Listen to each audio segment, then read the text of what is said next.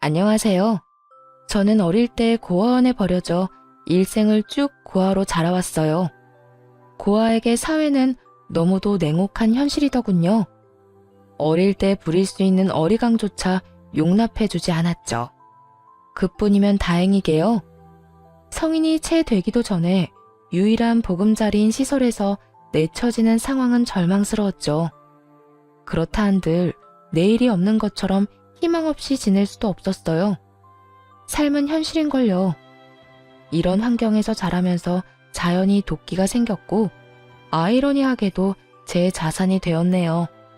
많지는 않았지만 자립 정착금으로 5평 남짓한 작은 집을 구했고 남은 돈으로는 학창 시절부터 쭉 구성해온 첫 사업에 과감히 투자했습니다.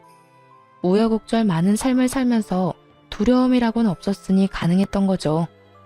모든 것이 힘겨웠고 첫 사업이기에 불안했지만 다행히도 빚에 허덕이는 힘든 역경 없이 차근히 성장해 나갔네요.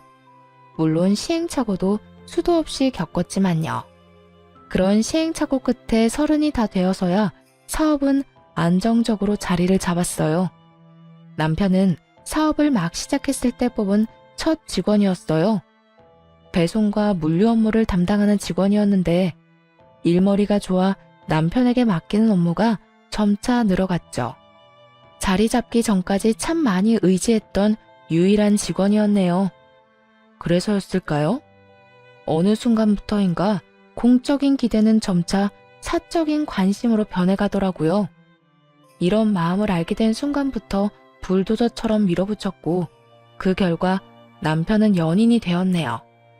그때는 이 남자를 놓치면 세상이 무너지는 것만 같았어요. 그런데 그런 남자가 결혼을 하자더군요. 경희야, 우리 곧 1주년이잖아. 연애 기간 1년이면 이제 딱 좋은 것 같다는 생각이 들어. 응? 대뜸 무슨 말이야. 설마 1년 연애했으니 연애 휴식기를 갖자. 뭐 이런 말을 하고 싶은 건 아니지? 그럼 나 너무 속상하고 슬픈데? 아니, 연애 휴식기가 아니라 연애는 그만 끝내자. 우리 이제 연애 말고 결혼하자. 내가 더 잘할게. 이 몇 마디가 왜 그리도 설레었는지 모르겠어요.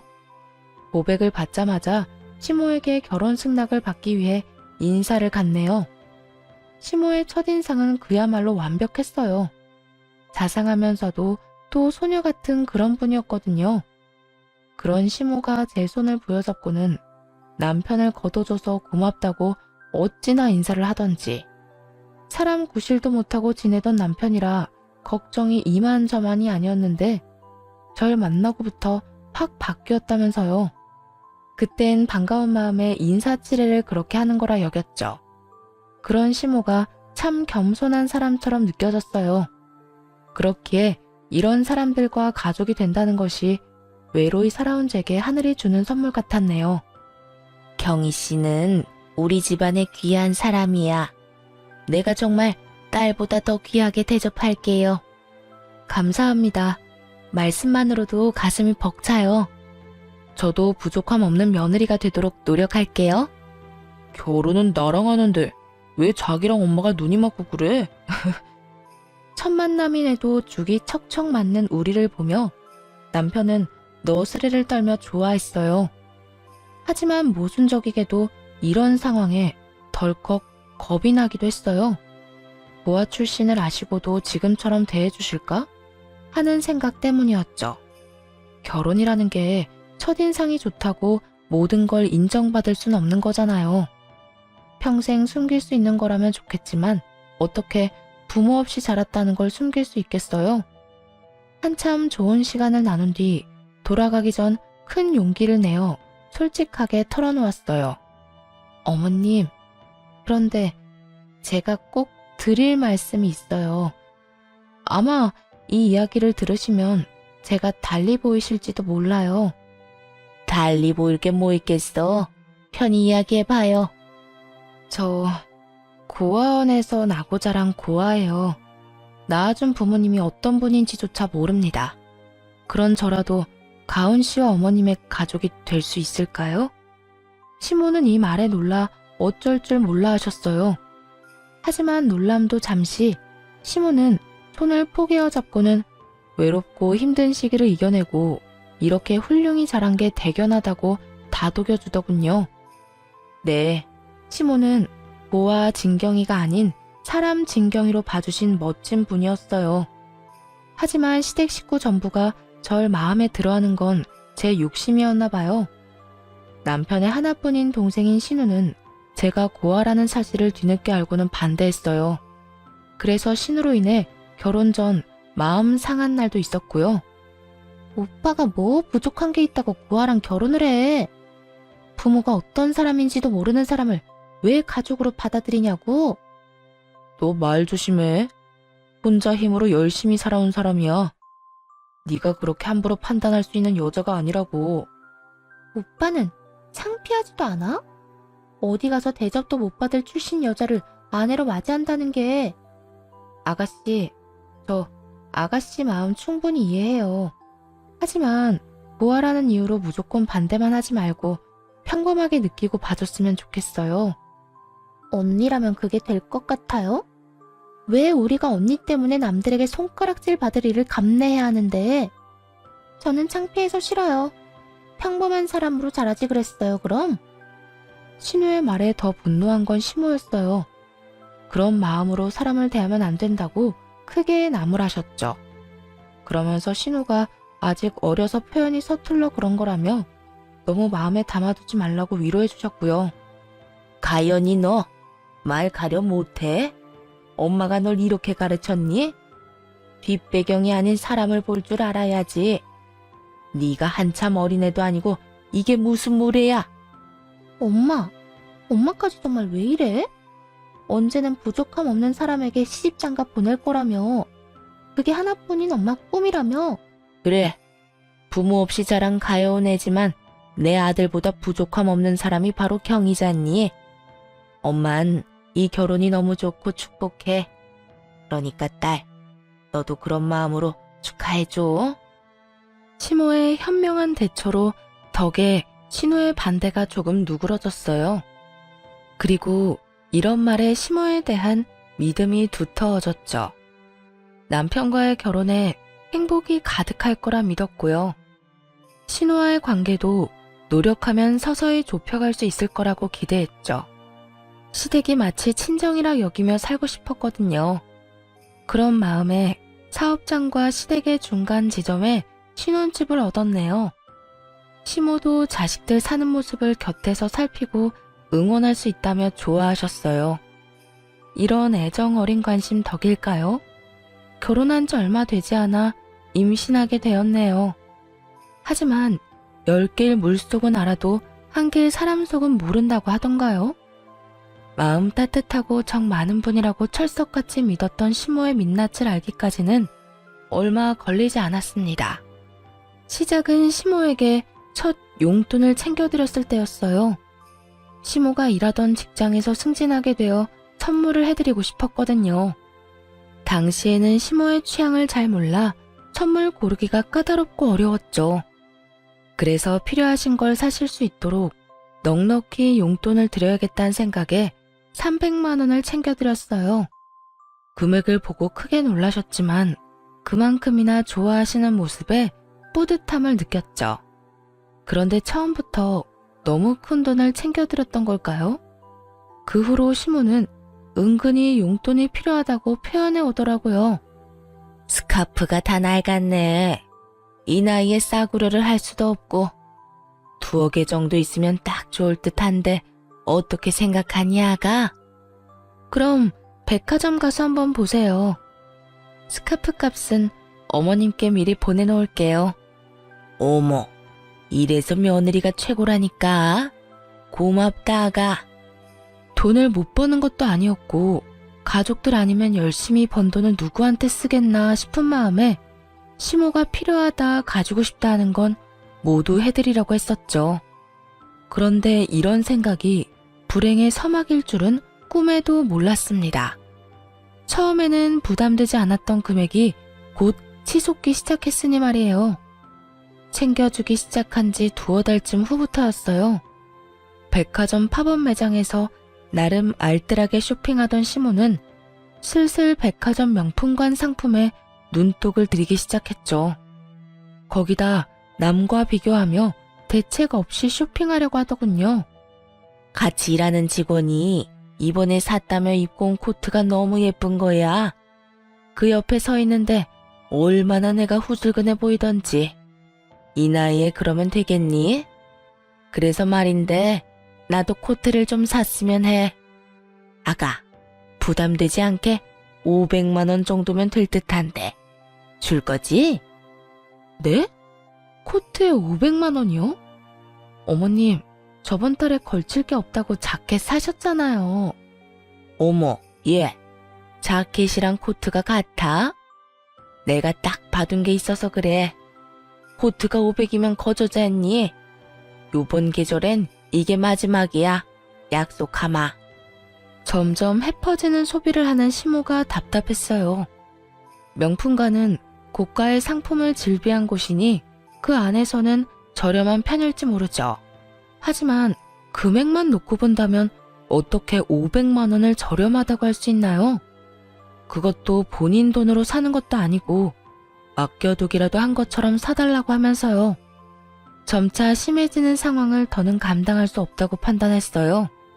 그래서 시모에게 이런 식으로는 챙겨드릴 수 없다고 솔직하게 털어놓았죠. 어머님, 저요. 요즘은 너무 부담스러워요. 좋은 횟수도 커진 금액도 전부요. 내가 뭘 얼마나 달랬다고 벌써 이러니?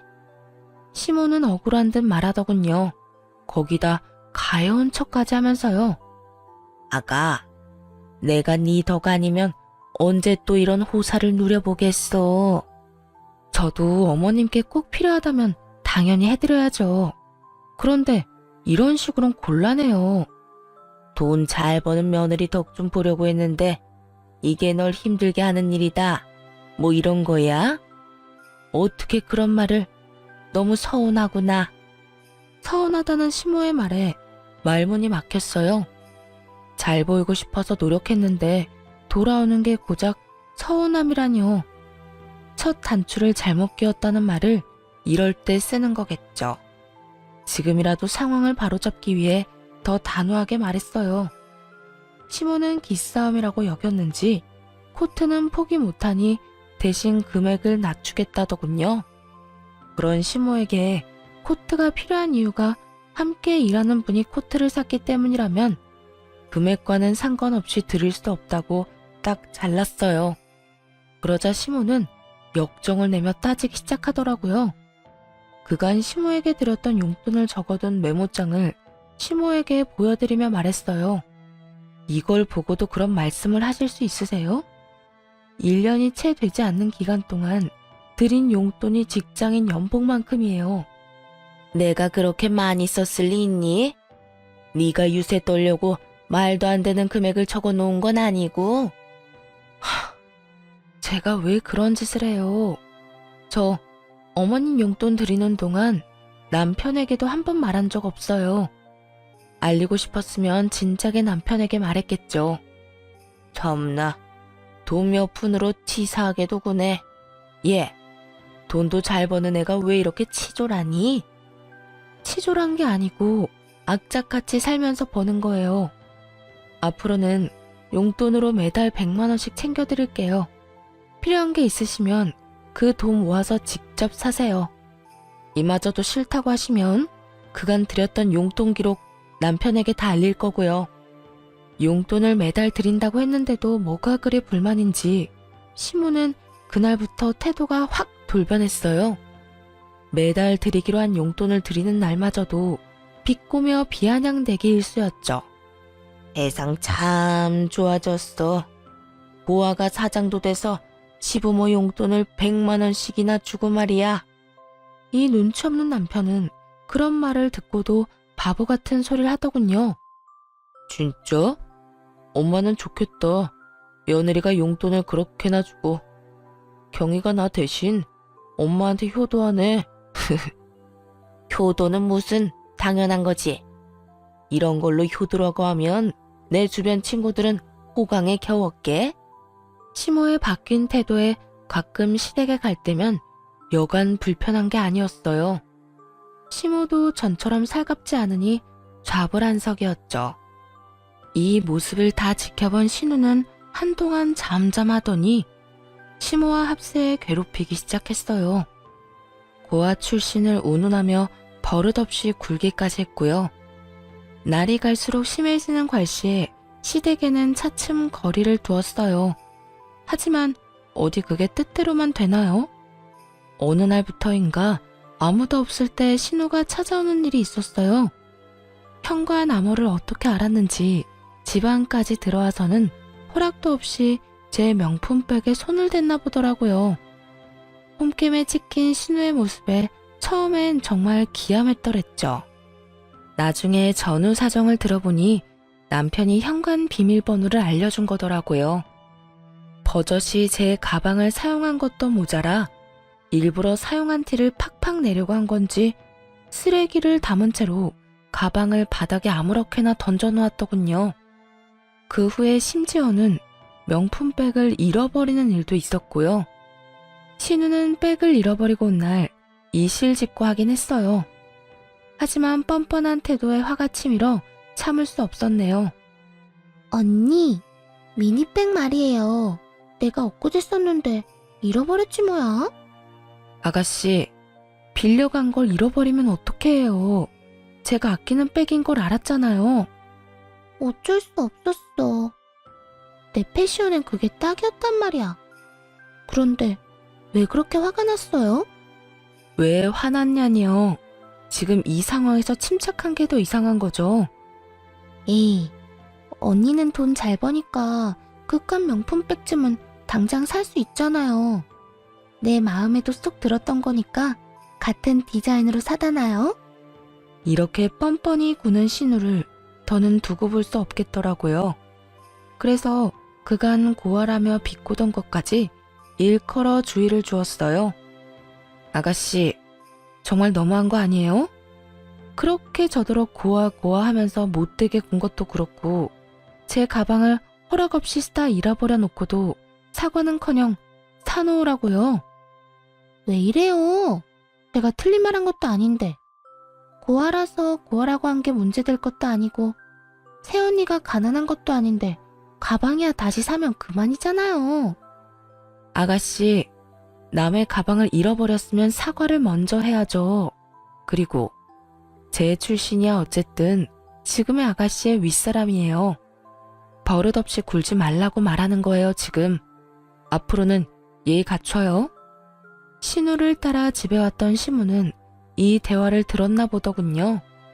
그리고 모든 상황을 알고 있음에도 신우가 아닌 저를 나무랐습니다. 듣자 하니 내가 말을 안 할 수가 없구나. 예, 내 딸이 틀린 말 했냐? 네가 고아인 건 사실이지 않냐? 네가 고아인 걸 네 부모 탓을 해야지. 왜 엄한 내 딸한테 성을 내? 너 그거 자격지심이야. 그리고 가방이야 또 사면 되는 것 아니냐? 그깟 가방에 뭐라고 니까지 깨를 혼내려 들어? 예, 귀한 내 자식한테 함부로 굴지 마렴. 알겠니? 엄마, 나 정말 속상해. 내가 뭘 그렇게 잘못했다고 이렇게 대하냐? 그치? 언제는 저도 이제 가족이라면서요. 가족이니까 아가씨가 잘못한 부분에 대해 말한 건데 제가 자격지심이네 하는 말까지 들어야 하나요? 이게 유치하게 편든다고 해결되는 문제인가요? 도대체 어머님도 아가씨도 왜 그러시는 건데요? 이날 알게 된 사실이 하나 있었네요. 제가 이 집에서 왕따를 당하고 있다는 사실이요. 이런 상황에서 남편은 입도 뻥긋하지 않더군요. 잘못을 하지 않은 제가 이렇게 몰렸음에도 말입니다. 상황을 이해해볼 생각조차 하지 않았던 거죠. 그날 집으로 돌아와 눌러왔던 화를 터뜨렸어요. 왜 그 자리에서 가만히 있었어? 자기 가족만 가족이고 나는 남이라 이거야? 왜 내가 피해를 보고도 욕을 먹어야 하냐고. 왜 그렇게 열을 내? 내가 그 자리에서 자기 위한다고 끼어들었으면 편 나눠 싸우는 꼴밖에 더 듣겠어. 편을 나누자는 게 아니라 내가 잘못하지도 않았는데 자기 가족들한테 그런 대우를 받고 있으면 제지를 해야지. 자기 가족들이라니? 내 가족, 네 가족 나눌 일이야 이게? 그렇게 말하면 내가 서운하지. 집까지 와서 역정을 내야 해?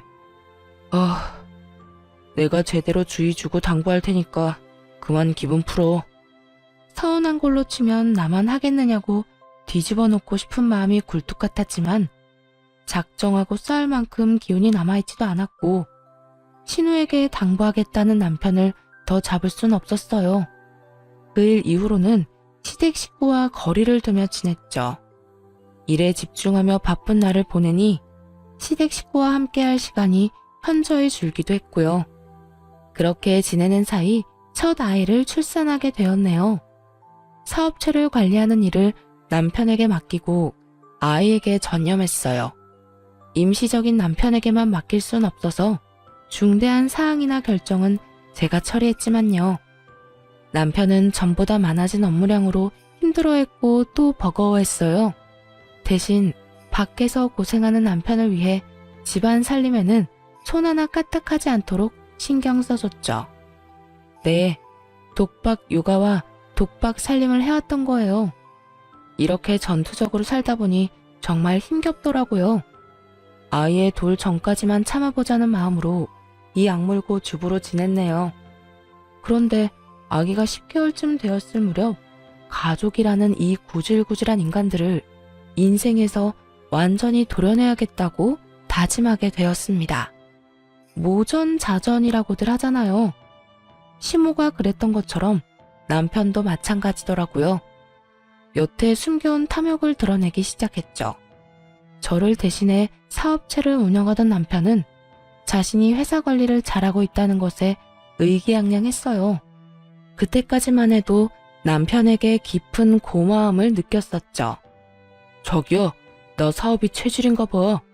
요즘 일이 재밌다는 걸 느낀다니까. 그렇게 느껴줘서 너무 고마워. 내 몫까지 해주느라 많이 힘들었을 텐데. 오빠가 잘해줘서 나도 내 조를 열심히 하게 돼. 하지만 칭찬 몇 번에 이 얌체 같은 인간은 기고만장해져서는 제게 확인받아야 할 사항까지 멋대로 정하기 시작했어요. 결국 이로 인해 부부싸움까지 잦아진 것은 물론이고 이를 수습을 위해 애를 들쳐업은 채 뛰어다니는 수고를 해야 했어요. 그런데 이 남자 어쩜 이리도 뻔뻔할 수 있을까요? 남편은 자기가 잘하는 모습만 눈에 보이는 건지 자신이 원래 사업 수완이 좋은 사람이라며 매출을 운운하며 욕심을 드러내더군요. 당신 이번 매출 보고 받았지? 내가 1인 받고 운영하는 기간 동안 매출 확 오른 거 말이야. 응, 저번 주에 전달 받았어. 수고 많았어, 오빠. 그래도 주말까지 나가지 말고 하루쯤은 가족이랑 시간도 좀 보내줘. 애가 요즘은 부쩍 오빠한테 안 안기잖아. 나도 그러고 싶지. 그런데 잘 된다고 손 놔버리면 망하는 건 한순간이야. 말 나온 김에 하는 말인데 이참에 당신이 쭉 애 보면서 집안일해. 애도 나한테 잘 안 오는데 뭐. 내 조나 하면서 편히 지내면 되겠네. 회사도 회사 직원들도 그 편이 훨씬 좋잖아. 사장이라고는 해도 당장 일 못하는 당신보다 소안 좋은 애가 나을 것 뻔하고. 이게 무슨 말 같지도 않은 소린가요? 짐작은 하고 있었지만 이렇게 직접 들으니 황당하기 그지없더군요. 눈 한 번 깜빡이지 않고 주접떠는 남편의 모습에 기가 찼어요. 매출이 왜 높아졌는지 그 이유를 정말 몰라? 무슨 말도 안 되는 소리를 그리 정성스럽게 해. 어이가 없네. 착각하지 마. 당신이 능력이 좋아서 끌어올린 매출 아니거든. 그리고 애가 평생 젖먹이도 아닌데 내가 애만 끼고 있을 건 또 뭐야? 정 니일 내일 선 긋고 싶은 거면 앞으로 당신이 주부로 지내면 되겠네. 넌 무슨 말을 그따위로 해? 내가 그간 노력한 수고를 그렇게 무시하고 싶냐? 회사에 도움되는 건 나야. 회사를 차리기만 했지 네가 한 게 뭐냐? 이만큼 키워놓은 건 전부 내 노고잖아. 그렇게 자신만만하면 내 밑에서 일하지 말고 당신 일을 차려서 하지 그랬어? 그럴 배포도 없으면서 이제 와 무슨 헛소리야. 그래서 지금이라도 잘해보겠다잖아. 그런데 아내라는 사람이 이리 해방 놓으면 되겠냐? 나한테 회사 넘기면 엄마나 동생도 널 구하라고 깔보는 짓도 안 할 거 아냐. 되려 너한테 고마움을 느끼고 잘해주겠지. 넌 사업하던 애가 그런 계산도 안 돼? 이게 다 전부 너한테 좋은 일이라는 걸 왜 몰라? 이 무슨 어린애 말장난 같은 소리인가요? 모든 청춘을 쏟아부어 읽어온 제 이름의 사업체에 낯짝 두꺼운 인간이 숟가락만 얹으려는 거면서 말이죠. 마치 자기가 다 이뤄낸 성과인 것처럼 말하는 것도 우스운데 자기 가족을 들먹이며 이제라도 이쁨 받으려면 사업을 넘겨주라뇨? 이러려고 제 모든 걸 걸고 키운 사업이 아닌데 말입니다. 경솔하게 나불거리는 남편의 주둥이에 화가 솟구쳤어요. 당장이라도 이 인간의 머리채를 잡고 싶은 심정이었죠. 본때를 보여줘야겠다는 생각에 집안을 엎으려던 그 순간 도어락 소리가 들리더니 현관이 덜컥 열리더군요. 자칭 제 가족이라는 그 인간들이 집 안으로 들어온 거였죠. 갑작스러운 시댁 식구의 등장에 난리치려던 걸 멈추었어요. 어머님, 아가씨, 갑자기 연락도 없이 집에는 무슨 일이세요? 내가 불렀어. 타이밍 딱 맞춰 잘 왔네. 갑자기 그게 무슨 말이야? 나한테 얹을 일도 없었잖아. 가족이 집에 오는데 꼭 말을 해야 해. 이 중대한 사항을 우리 둘의 의견으로만 결정할 수는 없잖아. 그래서 가족 회의를 좀 해볼까 싶어서 불렀지. 놀러 오라더니 어떤 중대한 사항? 너희 무슨 일 있는 거니? 저는 물론 시모와 신우까지도 가족 회의라는 소리를 듣고 당혹스러워했어요. 남편만이 아랑곳 않고 말을 이어갔죠. 오늘 가족 회의 주제는 자신이 사업체를 넘겨받아 운영하는 것에 대해서라더군요. 이 말을 들은 시댁 식구는 눈빛이 싹 돌변하더라고요. 이렇게 뜸들일 게 아니라 어서 앉아 이야기를 나누자는 듯 손짓하며 자기들은 자리에 앉고 저더러는 과일을 좀 내오라는 시모. 그리고 신나서는 그 뒤를 따르는 신우까지. 그렇게 얄미울 수가 없었죠. 대충 과일을 챙겨가 앉자 남편이 입을 열었어요. 내가 경희사업체를 이름받아 운영하는 동안 매출이 많이 올랐어. 그래서 이참에 내가 일을 아예 넘겨받았으면 해. 경희는 나와 다른 생각이고. 다른 생각이라니? 남편이 일에 전념하겠다는데 반대라도 했단 거야?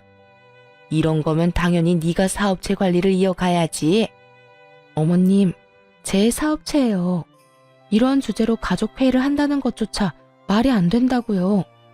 오셨으니 그냥 편히 쉬다 돌아가세요. 어머, 얘, 말이 왜 안 되니? 막말로 고아가 사장인 건 말이 되니? 그런 사업은 어딜 가나 길을 못 펴요. 이참에 넌 네 애나 잘 키워보렴. 사업체도 키워봤으니 애는 더 잘 키우겠지. 남편 하는 일에 여자가 나서면 부정 타는 거야. 언니, 막말로 애가 이렇게 어린데 나가서 일을 하겠다는 건 애까지 힘들게 만드는 거잖아요. 그냥 오빠랑 엄마 말처럼 사업 넘겨요. 역시 엄마랑 가연이는 머리 회전이 빠르다니까. 다수결로 이미 정해진 거나 다름없네. 자기야, 그만 고집 부리자, 응? 저와도 가족이라던 사람들은 어디 갔나요? 자기들끼리 손을 마주잡고 호들갑을 떨어대더군요. 말도 안 되는 걸로 가족회의를 한 것도 모자라 마치 제가 고집을 부리고 있는 모양새로 만드는 것이 참을 수가 없었어요. 단전에서부터 펄펄 들끓는 무언가가 치솟았고 약간의 이명을 느끼면서 이성을 잃고 고함을 쳤습니다. 이게 가족이에요? 자기들끼리 작당 모의에서 나 하나 쫓아내는 게 무슨 가족이냐고. 어머, 얘가 왜 이래? 수작질이라니. 우리가 무슨 수작을 부렸다는 거니? 이게 수작이 아니면 뭔가요? 분명히 해두는데 내가 그 회사 사장이에요. 당신도 똑똑히 기억해. 그 회사에 다닐 수 있던 건 고용주인 내가 당신을 고용해 주었기 때문에 가능했던 거라는 걸. 자기 정말 미쳤어? 지금 위치가 어떤지 가늠이 안 가? 집에만 있더니 감이 떨어진 거냐고. 지금 그 회사의 실세는 나야. 실세? 미친 건 오빠 너겠지. 클릭 몇 번이면 실업자 되는 거 순간이야. 가족 회의를 빙자한 수작질 작작하고 그만 돌아가세요. 당신도 나가. 이 집에서 당장 나가. 그날 그렇게 유일한 가족들을 집에서 내쫓았네요. 가족이라는 이유로 제 모든 걸 망치는 그 인간들을 두고 볼 수 없었으니까요. 그 후 남편 모르게 변호사를 통해 이혼을 준비하기 시작했어요. 이때만 해도 고부 갈등으로 이혼하는 식으로 계획했었죠. 그간 고아라는 이유로 괴롭혀온 시댁의 행실을 곱게 넘어가주고 싶지 않았거든요. 남편 역시 시모와 신우랑 하등 다를 것이 없었잖아요. 연애할 땐 고아가 대수라는 듯 대했지만 막상 결혼하고 나니 제가 고아라는 사실이 팩트라는 인간이니 말입니다. 사업을 하면서 생긴 성견지명 덕에 괄씹었던 내내 차곡차곡 모아둔 증거들이 수두룩 빽빽했어요. 그러니 이혼 계획도 수월하게 준비할 수 있어 어려움도 없었죠. 이혼 소송은 꽤 기간이 필요하다고 하기에 그동안은 남편이 덕본 것들을 하나씩 차근히 빼앗아 오겠다 마음먹었어요. 자신의 탐욕이 불러온 파국을 온몸으로 느낄 수 있도록요. 가장 먼저 한 일은 제 회사에서 당장 해고하는 것이었네요. 물론 해고장은 남편이 지내고 있던 시댁으로 보냈고요. 아니나 다를까 그 서류를 받자마자 남편은 곧장 찾아왔어요. 비밀번호를 바꿔서 들어오지도 못하고 현관문을 두드리며 어찌나 고함을 쳐대던지. 야, 문 열어. 문 안 열어? 네가 뭔데 날 잘라? 내 회사야. 내가 이끌고 있던 내 회사. 니까짓 게 뭔데 날 잘라? 가소롭기 짝이 없었죠. 그 인간에게 대꾸하기 위해 인터폰을 눌렀어요. 네 회사? 주제 파악을 여전히 못하네. 잠깐 사장실에 엉덩이 좀 걸쳤다고 진짜 네 거라도 된 줄 알아? 내 청춘 다 바쳐서 내가 세운 내 회사야. 넌 그저 남의 것을 탐내는 도둑일 뿐이고. 더 소란 피우지 말고 돌아가. 사람 부르기 전에. 야! 진경이, 네가 어떻게 나한테 이래? 어떻게? 이러고도 우리 관계가 무사할 것 같아? 내가 왜 너랑 결혼까지 했는데? 내가 왜? 나랑 왜 결혼했는데? 고아인 내가 능력 좋으니까 어떻게 해보려고? 그런데 어떡하나. 내가 고아는 맞지만 사리 분별은 명확해서. 네 배가 아프다 못해 굶었으면 심내 난. 남편은 그 뒤로도 한참을 소란을 피웠고 결국 경비손에 이끌려 단지 밖으로 쫓겨났어요.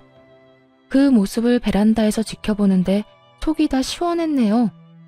그리고 남편이 회사에 가 난리를 칠 걸 우려해서 모든 직원에게 일주일 휴가를 주었어요. 일주일 후 직원들 출근에 맞춰 회사에 복직했죠. 그런데 회사가 문 여는 날만 기다렸던 건지 복직 첫날부터 남편이 찾아와 대면하게 된 게 아니겠어요? 눈에 뵈는 게 없는지 저를 발견하고는 아이처럼 떼를 써대는 겁니다. 당장 해고 전으로 모든 걸 다 돌려놔. 내가 무슨 이유로 잘려? 이건 부당해고야. 노동청에 신고하기 전에 원래대로 돌려놓으라고. 그리고 다시 생각해봐. 아니, 제발 좀 내 말대로 좀 해. 내가 왜 그래야 하는데? 정말 끝까지 이럴 거야 너? 보아라, 나랑 쪽내면 갈 곳 잃은 유기견 신세야. 몰라? 가족 울타리에 속해서 살고 싶으면 자존심 작작 부려. 그 나이에 여태 위치 파악도 안 되면 어떡해? 남편은 날이 선 눈빛을 하고는 잡아먹을 듯 노려보더군요. 하지만 고작 그 정도로 주눅이 들 제가 아닌걸요. 저는 그런 남편에게 눈 하나 깜빡하지 않았어요. 그런 모습이 더 남편을 자극했던 건지 갑자기 멱살을 잡더군요. 태어난 것 자체가 죄라 부모한테 버려진 년을 돈 많은 거 하나 보고 걷어줬더니 이렇게 내 뒤통수를 쳐? 이래서 천한 신분인 것들은 상종하면 안 되는 거야. 너처럼 은혜를 원수로 갚으니까. 모욕적인 말을 쏟아내기 무섭게 우리에게 다가온 한 중년 여성으로 인해 마찰음과 함께 남편의 고개가 돌아갔습니다. 남편은 그 힘 때문에 제 멱살을 잡고 있던 손까지 놓치며 휘청거렸죠. 그 여성은 벙친 남편을 향해 삿대질까지 해대며 분개했어요. 한낱 벌레만도 못한 너 따위가 뭔데 내 딸을 함부로 대해? 네가 뭔데? 내 딸 인생엔 그 누구도 관여할 수 없어. 그게 부모인 나라고 해도. 그런데 감히 니깎게 내 딸을 모욕한 것도 모자라 멱살까지 잡아? 누구세요? 진경이, 이 사람 누구야? 누군데 내 뺨을 갈기는데? 나? 내 딸한테 빌붙는 쓰레기 치우러 온 사람이다. 왜? 앞에서 말한 것처럼 저는 부모 얼굴도 모르고 자랐어요. 그랬죠. 그런데 기적처럼 1년 전 저를 버린 엄마와 연락이 닿은 일이 있었거든요. 물론 처음엔 믿지 못했어요. 아니, 믿고 싶지 않았습니다. 나를 등진 부모와 마주한다는 건 평생을 홀로 자라온 외로움보다 더 두렵게 느껴졌으니까요. 하지만 버린 이유는 궁금하더군요. 몇 날 며칠을 연락해 딱 한 번만 만나고 싶다고 애원하는 엄마의 모습에 스스로 여러 핑계를 대며 만나러 갔었죠. 그때 왜 버려질 수밖에 없었는지 그 이유에 대해 전부 알게 되었고요. 사실 널 혼전 임신으로 가지게 됐었어. 그래서 미련한 내가 널 지킬 힘이 없었다. 엄격한 집안이라 혼전 임신 자체를 용납하지 못했으니까 말이야. 물론 네 친아빠와도 결혼은커녕 강제 이별까지 하게 됐었어. 미안하다. 엄마가 엄마답지 못했어. 엄마의 부모이자 즉 제 조부모님의 완강한 반대로 인한 버려짐이었어요. 제 친부의 생사조차 모르는 엄마가 가여울 뿐이었습니다. 엄마는 저를 고아원에 버린 그날 자신이 완전히 독립해서 누구에게도 휘둘리지 않는 주체적인 삶을 살겠다고 다짐했다더라고요. 그리고 그 후 이 악물고 살며 사업을 일궜고 해외에 공장까지 두게 된 성공한 CEO가 될 수 있었다고요. 어쩌면 제가 엄마를 많이 닮았던 건지도 모르겠네요. 엄마는 조부모의 품에서 벗어난 후 저를 찾아 나섰지만 꽤 흘러버린 세월에 딸을 다시 찾는 게 쉽지 않았다고 해요. 하지만 저를 찾겠다는 일념으로 많은 비용을 써가며 백방으로 찾아다녔고 그 덕에 이렇게 재회할 수 있게 된 거였죠. 엄마는 이제라도 그동안 못해준 것을 해주며 저를 위해 살고 싶다며 눈물로 호소했어요. 경이야, 이 못난 엄마를 용서하라고 하지 않을게. 제발 네 곁에서 챙겨줄 수 있기만 해주면 안 되겠니? 이제 와서 절 챙겨준다고 뭐가 바뀌나요? 엄마라곤 하지만 당신은 제게 그저 낯선 사람일 뿐이에요. 버릴 수밖에 없다고 생각했던 그때 날 좀 가엾게 여겨주지 그랬어요. 무슨 수를 써서든 품어야겠다고요? 지금 말고 그때 날 책임져야겠다는 그런 포부를 좀 갖지 그랬어. 하지만 당시엔 원망과 깊은 상처로 엄마라는 존재를 거부했어요. 그렇기에 남편에게조차 친모를 만났었다는 사실을 밝히지 않았고요. 그리고 그 한 번의 만남 이후엔 만나려 하지 않았죠. 그러나 저 역시도 한 아이의 엄마잖아요. 아이가 크는 모습을 보며 많은 생각이 들더군요. 내 부모도 내가 커가는 모습을 보면 얼마나 좋아했을까? 나처럼 이렇게 행복하다고 느꼈을까? 하는 생각들요. 그러다 보니 서서히 엄마의 마음도 이해하게 되더라고요. 이제라도 내게 모든 걸 해주고 싶다는 그 마음 말입니다. 남편의 뺨을 대차게 날리던 그날은 엄마의 마음을 받아들이기로 결심하고 먼저 연락을 해 엄마와의 약속을 잡은 날이었어요.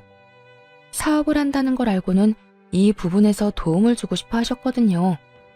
이런 사실을 알 리 없는 남편은 제 엄마를 앞에 둔 것도 모르고는 고와 운운하며 막말을 해댄 겁니다. 그날 엄마는 제 묵은 채증이 싹 가실 정도로 남편을 짓밟아 주었네요. 벌어지만도 못한 놈, 인간 같지도 않은 네 놈이 내 딸에게 무슨 행패야?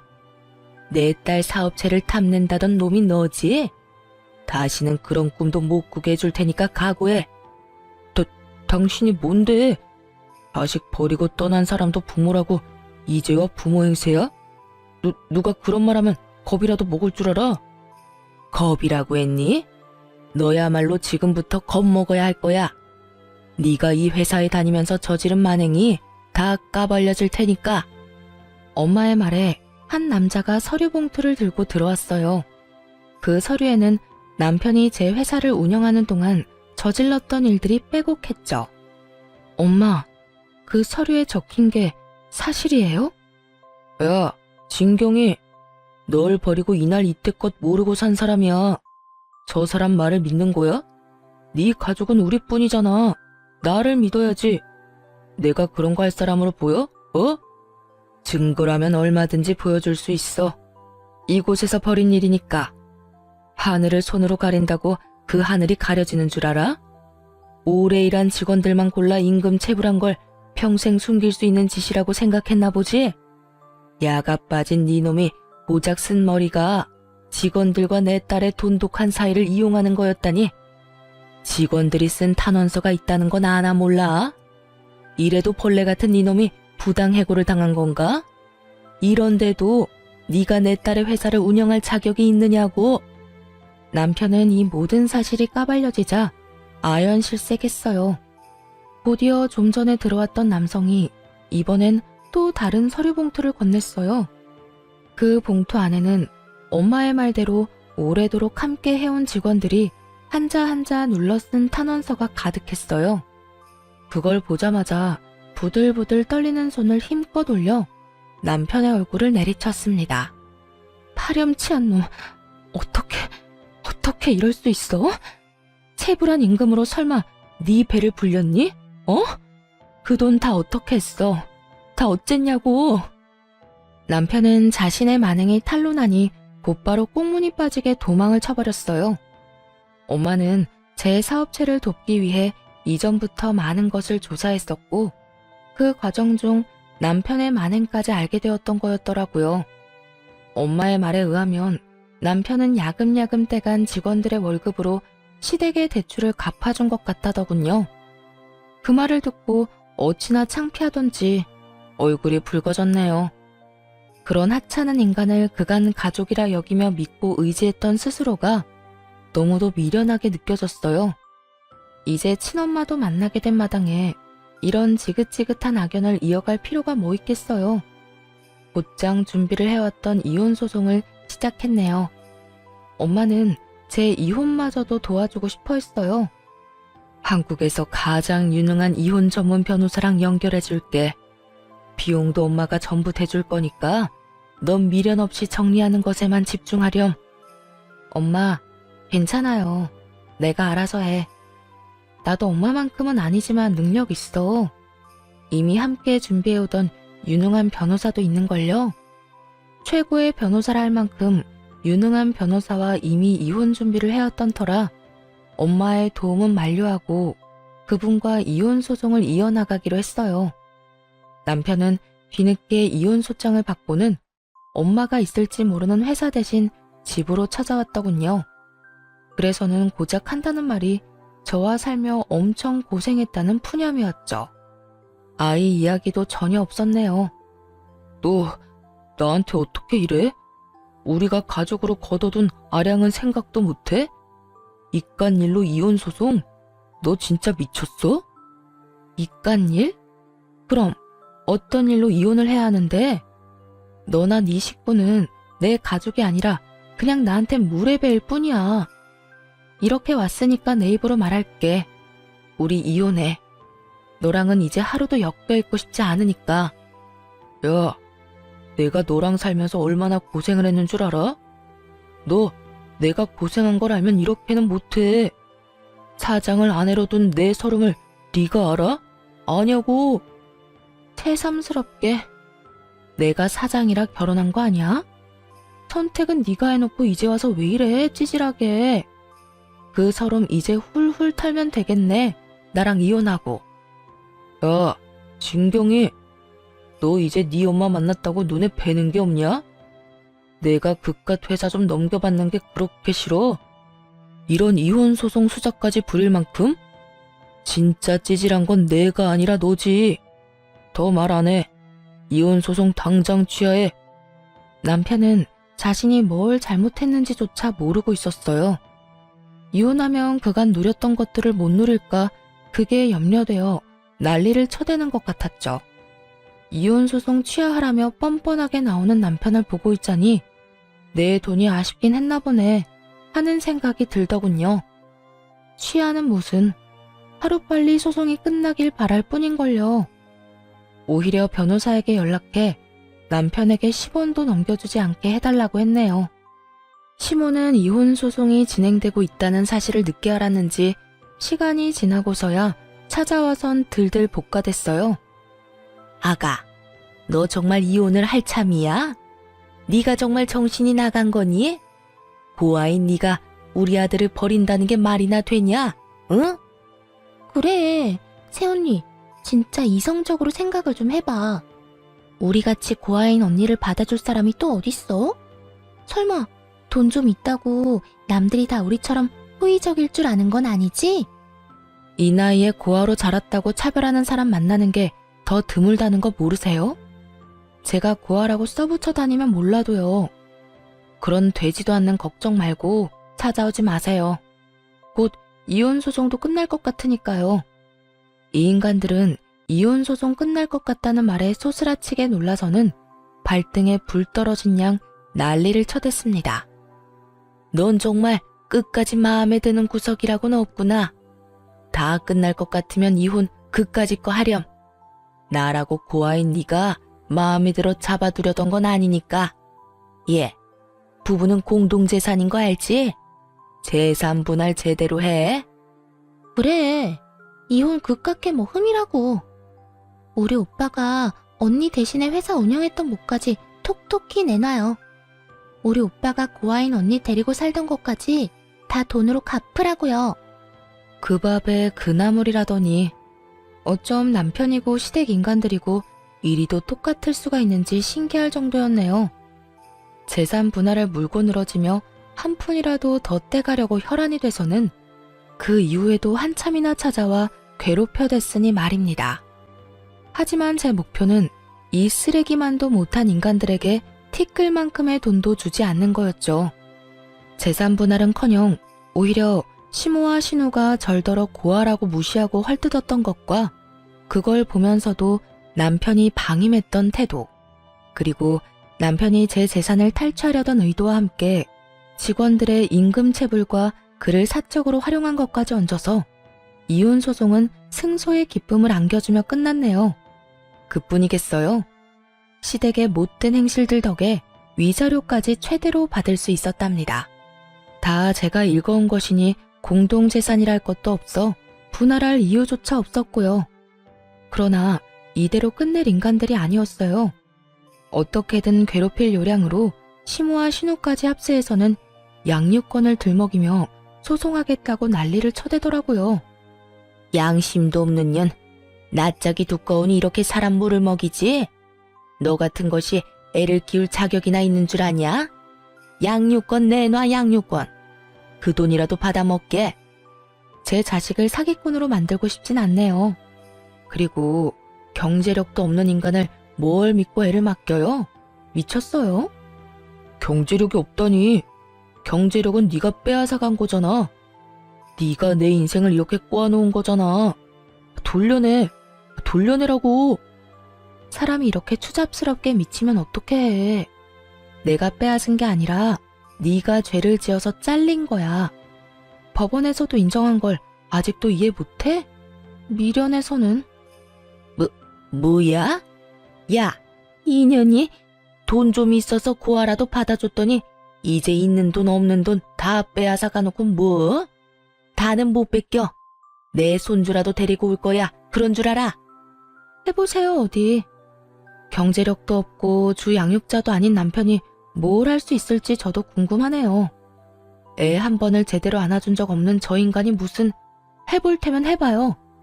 아빠로서 자격도 없는 무능한 인간 딱지 제대로 붙여드릴 테니까.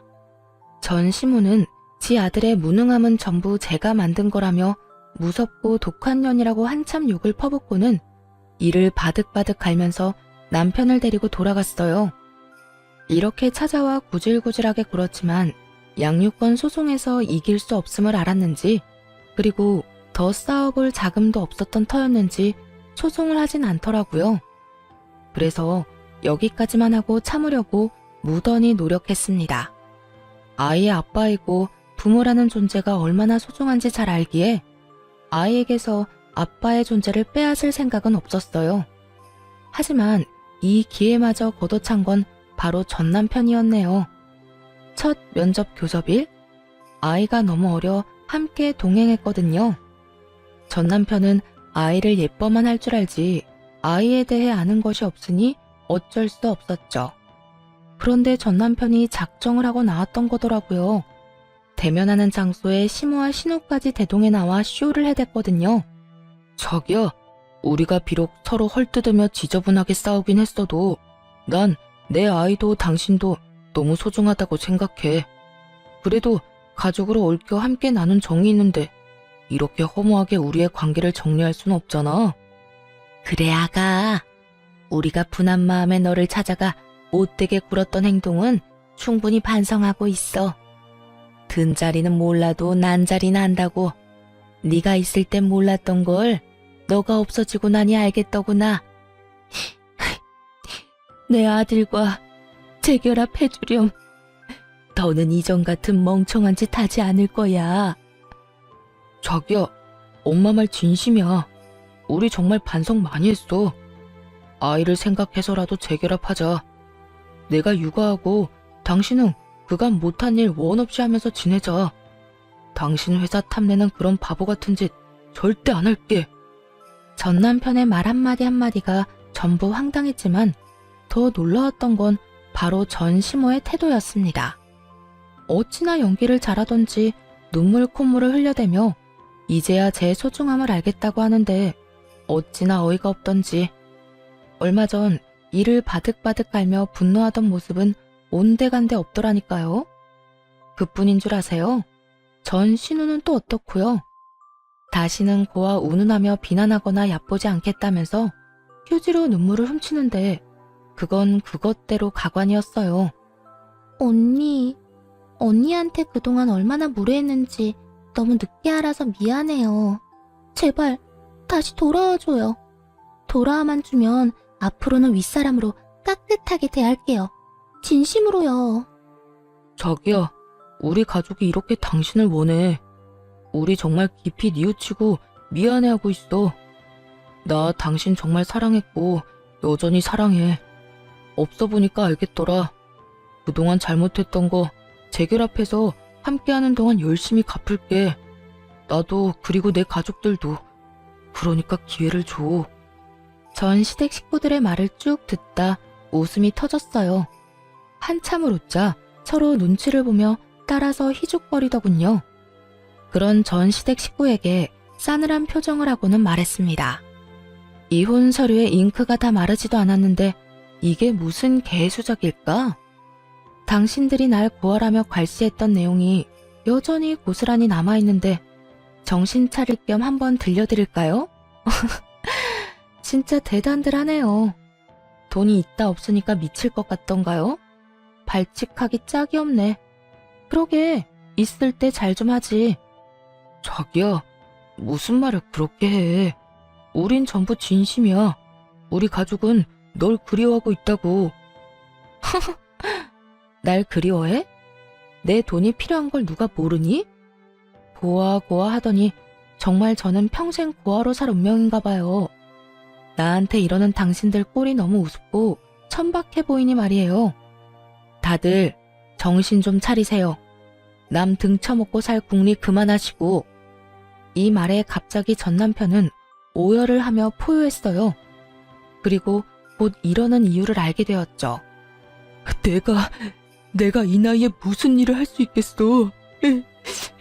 너랑 헤어지고 땡전 한 푼 없는 몸으로 뭐라도 하겠다고 택배일 시작했는데 지금 그마저도 잘려서 일용직을 해야 할 판이야.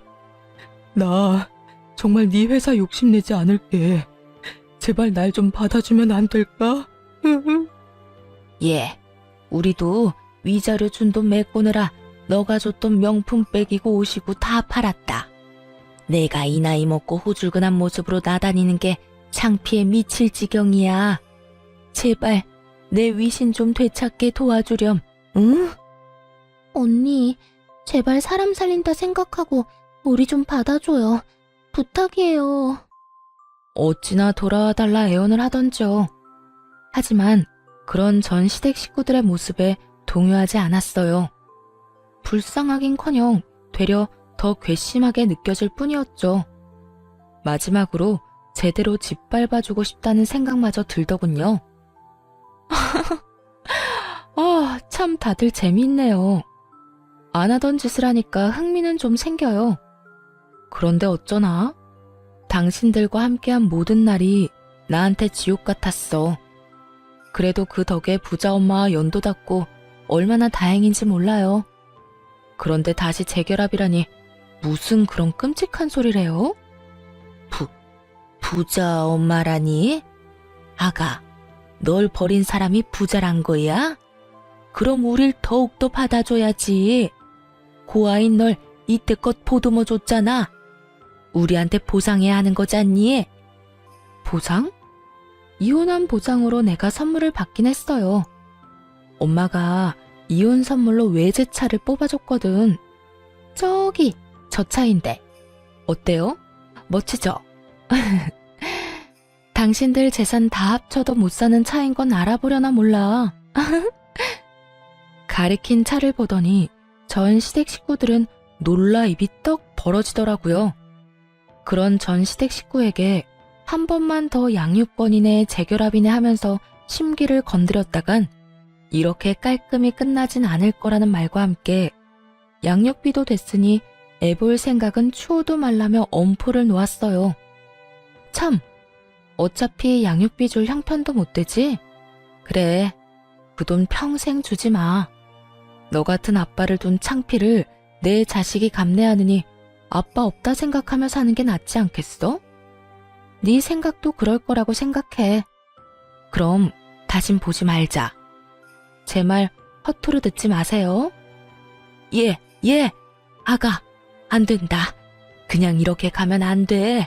제발 이렇게 모질게 굴지 말아주렴. 제발. 자기야, 생각을 좀 돌려줄 순 없어? 어? 그래도 우리 애인데 이게 무슨 말도 안 되는 소리야. 제발 좀 우릴 가엽게 여겨줄 순 없는 거야? 우리 좀 받아주라, 좀.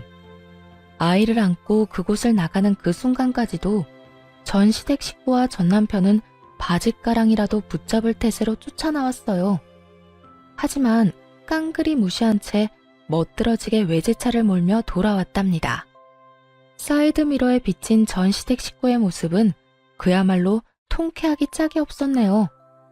제 차를 주차했던 자리에 그대로 주저앉아 깡을 치며 울던 모습을 마지막으로 그렇게 전 남편과 전 시댁 식구와는 깨끗이 끝이 났네요. 지금은 인생을 충분히 즐기며 살아가고 있어요. 아이도 꽤 자라 어린이집을 다니며 행복한 나날을 보내고 있답니다. 물론 사업에 열중하느라 눈코 뜰 새 없이 바쁜 날의 연속이지만 그럼에도 육아 역시 놓지 않고 충실히 해내고 있어요. 친엄마와는 자주는 아니지만 종종 연락하고 지내고요. 한국에 들어올 때면 하나뿐인 손주라며 그리도 챙기세요. 제게 주지 못했던 사랑을 제 아이에게나마 모두 베풀 거라더니 지금껏 그 말씀을 지켜주고 계시네요. 손주를 보고 싶다고 해외에 나가 있는 동안에도 매일같이 영상통화를 하며 애정을 보여주시고요. 아이가 아빠의 빈자리를 느끼면 어쩌나 하는 고민도 있었지만 친엄마와 제 노력을 알아주는 건지 씩씩하고 명랑하게 자라주고 있어요. 이렇게 이혼 후 워킹맘으로서 씩씩히 해내고 있네요. 이혼을 통해 탐욕이 얼마나 무서운 건지 알게 되었던 것 같아요. 욕심이 눈을 가렸을 때 닥치는 위기는 참 위험한 거라는 것도요. 제 것에 충실하고 열심히 하는 것만큼 안정적이고 보람찬 것도 없다고 생각해요. 그래서 모든 열정을 제 삶에 쏟게 되네요. 앞으로도 지금처럼 저와 제 아이에 집중하며 우리 가정의 행복을 위해 살려고요. 한부모 가정이기는 해도 아이에게 그늘이 생기지 않도록 모든 사랑을 다 줄 생각이네요. 그렇게 소중한 제 아이와 저 자신을 지킬 거예요. 사연을 들어주신 많은 분께 감사한 마음 전하며 이만 마칩니다. 좋은 날